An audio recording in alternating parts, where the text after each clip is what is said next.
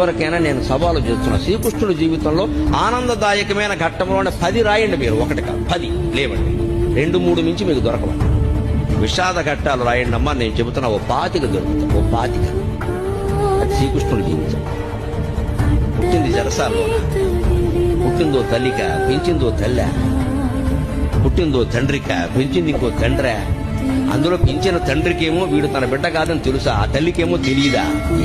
ఏమి జీవితాన్ని అవునడానికి లేదు, కాదనడానికి లేదు. నిజం ఒకటికి తెలుసు, నిజం ఇంకోటికి తెలియదు. కానీ పెరిగాడు మహానుభావుడు. పుట్టగానే చంపేస్తారనే మేనమామ. మనం ఎంత అదృష్టవంతులు ఉండే అటువంటి మేనమామలు మనకి లేదు. పుట్టని చంపేస్తారనే మేనమామ కత్తెట్టు కూర్చున్నాడు ఆ జైలు దగ్గర. అదే ఆ శ్రీకృష్ణుడి జీవితం. సార పురుషుడు అంటున్నారు కదా, మరి ఇంత భయంకరమైన జీవితంలో కూడా భగవత్తత్వాన్ని వ్యక్తం చేసిన మహానుభావుడు శ్రీకృష్ణుడు. కృష్ణం వందే జగత్.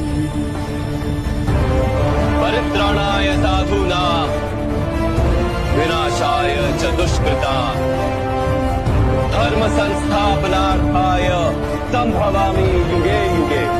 ఇవాళ మృత శరీరాన్ని ఒక్క పూట ఉంచాలంటే ఎంత కష్టమవుతోంది. భాగవతం భారతం చదివి తెలుసుకోండి. 7 రోజులు మృత శరీరం అలాగే ఉందండి. 8 మంది భార్యలలో ఒక్కరు లేరు, తల్లి లేదు, తండ్రి లేదు, బిడ్డలు లేరు, ఎవ్వరు లేరు. మన భాషలో చెప్పాలంటే దిక్కుమాలిన మరణం.